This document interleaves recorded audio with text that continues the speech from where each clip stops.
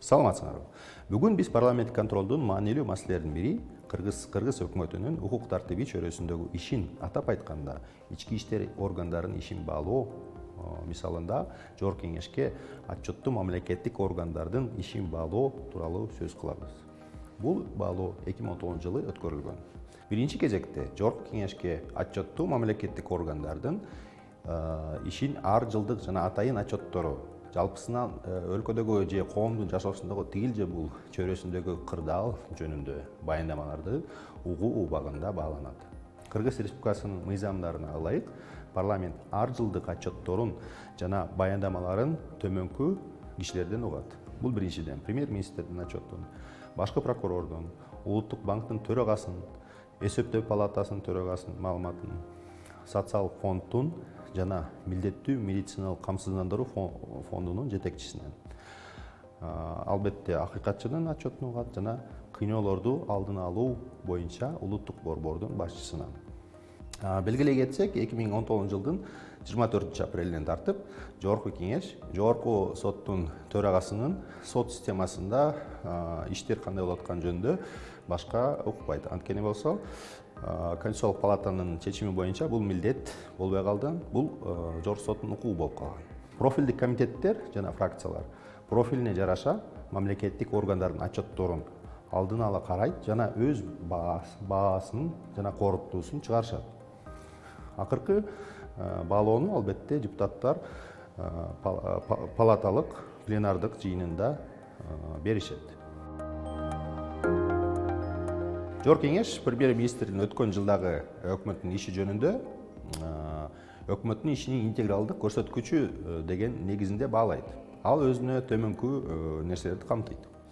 Өкмөттүн программаларын аткаруунун жыйынтыктары жөнүндө маалымат, улуттук өнүктүрүү программаларын аткаруу жөнүндө маалымат, андан сырткары ведомстволордун эл тарабынан, калк тарабынан ишеним индексинен жана эл аралык рейтингдеги Кыргызстандын баалоо тууралуу маалыматты камтыйт. Азырынча парламентте мамлекеттик органдардын ишин баалоонун өз алынча системасы жок.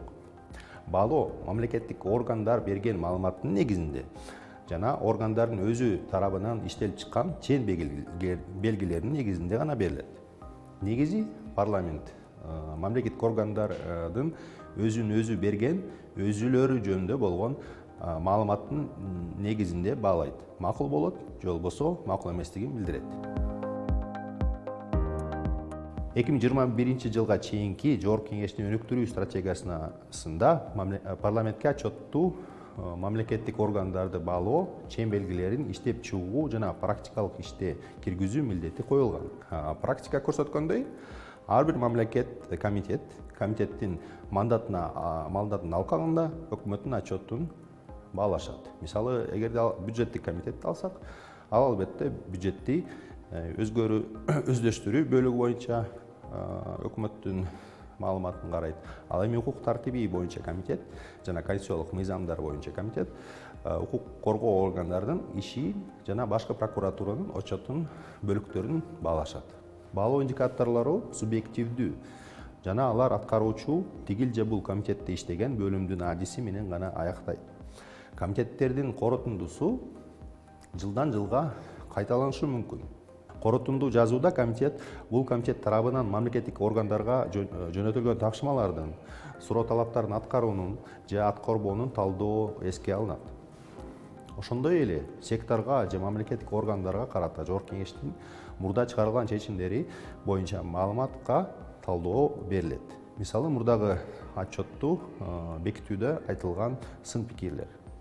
Баалоонун маанилүү аспекти бул конкреттүү мамлекеттик органдарга карата калктын ишеним индекси эсепке алуу болуп саналат.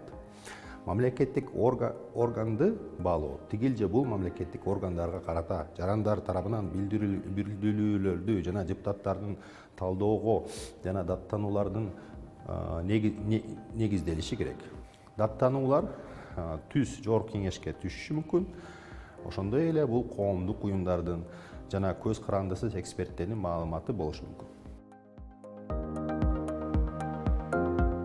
укук тартиби чөйрөсүндөгү өкмөттүн ишин баалоо методологиясын апробациялануу жыйынтыктарын кайрылалы. Мисалы баалоо укук тартиби, кылмыштуулук менен күрөшүү жана коррупцияга каршы аракеттенүү боюнча комитеттин алдындагы жумуштуу топ тарабынан өткөрүлгөн.